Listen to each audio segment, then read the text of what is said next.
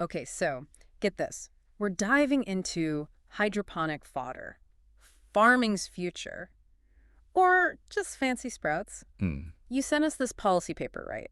From the National Academy of Agricultural Sciences in India? Yeah. And it's tackling a huge question, like how do you feed all these animals when you're running out of space to grow their food?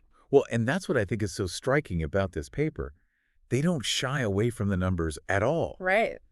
They're projecting by 2020, India could be looking at a shortage of green fodder exceeding 60%, Wow. which is, I mean, It's a staggering number. it's huge. Yeah. And it's only becoming more of a challenge. And when you think about traditional solutions like expanding pastures, Right. not really an option in such a densely populated country. No, it's just not feasible. I mean, you're talking about millions and millions of cows, buffaloes, sheep, goats, they've all got to eat. Yeah. It's like trying to, I don't know, bake a 10-tier cake in a toaster oven. Right. Something's got to give, and that's where this paper gets really interesting. It points to hydroponics, right?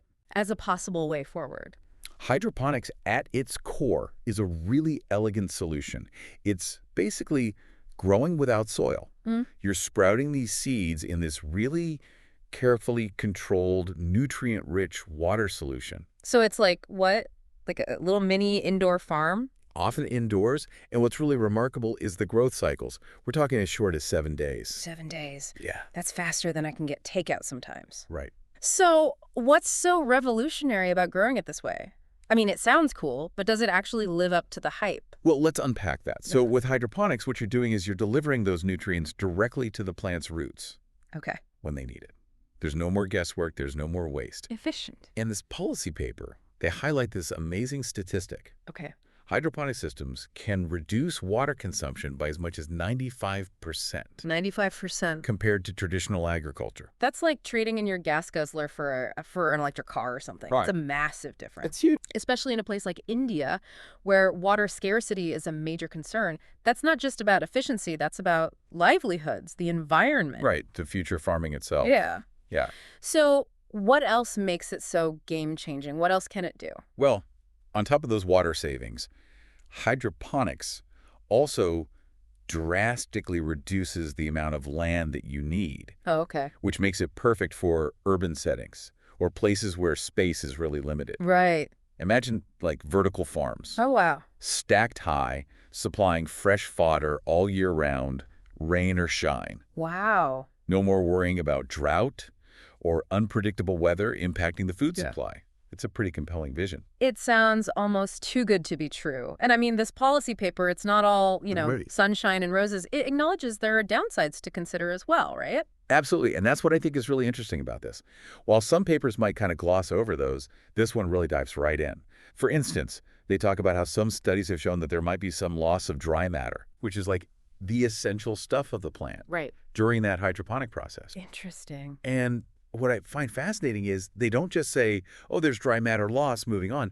They really dig into it. Okay. They look at, what's causing this? How significant is the loss? Right. What are the implications for livestock nutrition? So they're not shying away from the challenges. They're saying, okay, this is something we need to look at. Exactly. Interesting. So before we all go and convert our rooftops into hydroponic farms, Right. what are some of the other challenges that, that researchers are grappling with? Well, one that they highlight is the potential for mold growth. Ah, Just like if you leave those leftovers in the back of your fridge, right. if you don't maintain those conditions really carefully, things can get a little Right. unsavory. Yeah. And we're not just talking about aesthetics here.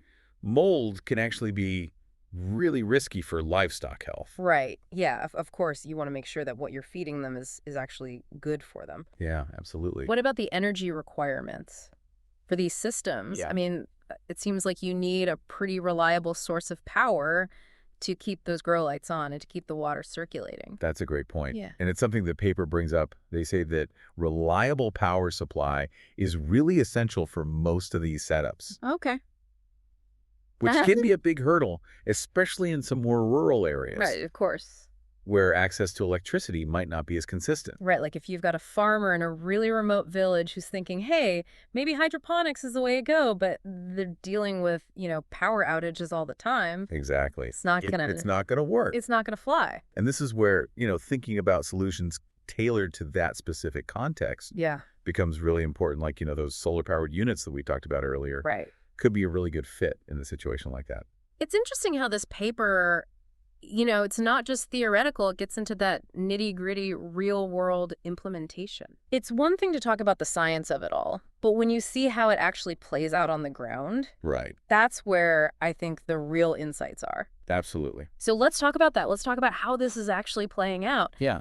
The paper delves into India's experience with hydroponic fodder so far. Right. And the early results, it seems, are pretty promising, right? Yeah, there's a lot of positive indicators here. Okay. For example, they highlight studies where animals who were fed this hydroponically grown fodder, they showed increased milk production, Oh, wow. faster growth rates, and even some cases of improved reproductive rates. Okay, so these are some tangible benefits Yeah. that farmers can really, wrap their heads around. Right, this is what gets them excited. More milk, faster growth. Like, what kind of increases are we talking about here? Well, for example, there's a study they cite from the Satara district of Maharashtra Okay. where farmers saw milk yields increase anywhere from like half a liter to 2.5 liters per cow per day. Wow, that's significant. It is. That's a lot of extra milk. Yeah, and they weren't just seeing more milk, they were seeing higher fat and SNF content as well. Oh, wow. So it's like a double win. Exactly. They're getting more and it's better quality. Yeah, it's pretty remarkable.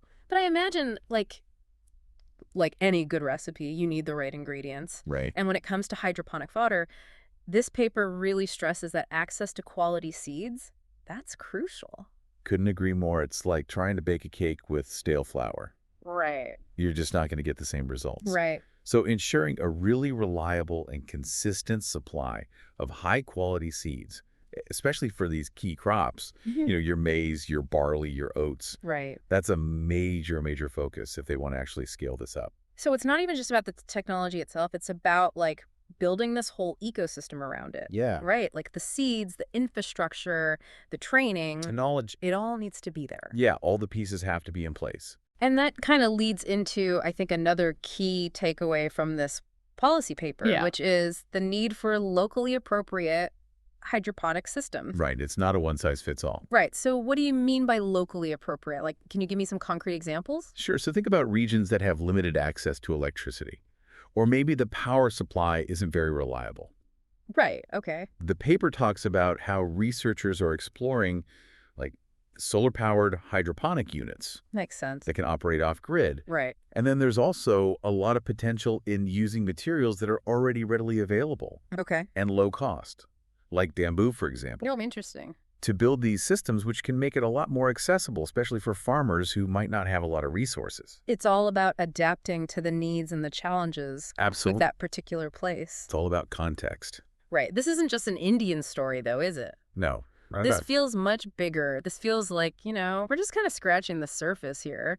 Like this whole hydroponic fodder thing, it's bubbling up all over the world. Yeah, you're right. And the paper even touches on this a little bit. Okay. They highlight how hydroponics is being explored everywhere, from the U.S. to the West Bank. Wow. And it's not just about, boosting food security. It's also about making farming more resilient, Right. especially as the climate changes.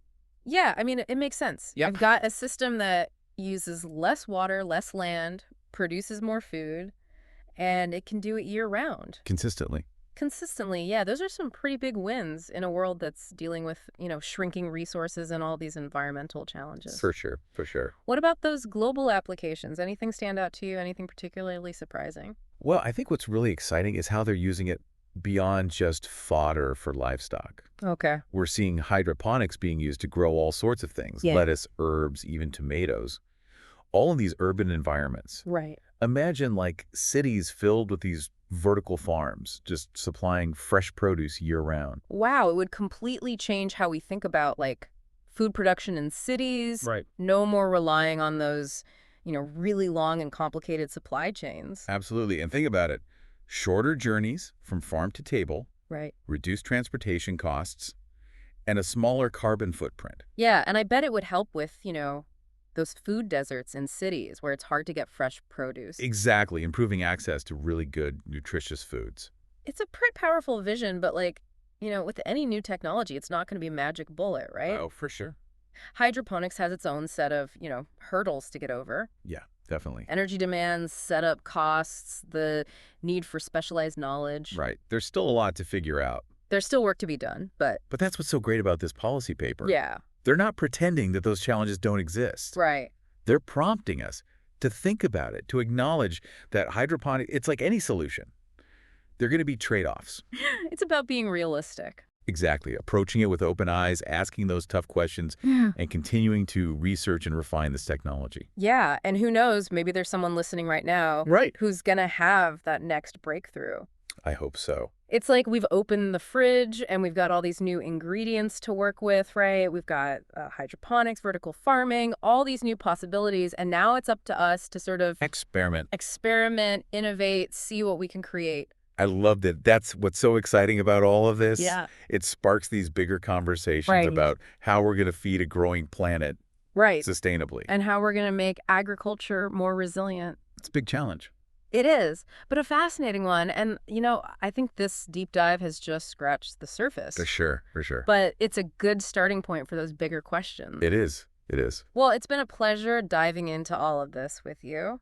Likewise, always a good time. Until next time, keep those questions coming. Absolutely. We'll see you on the next deep dive.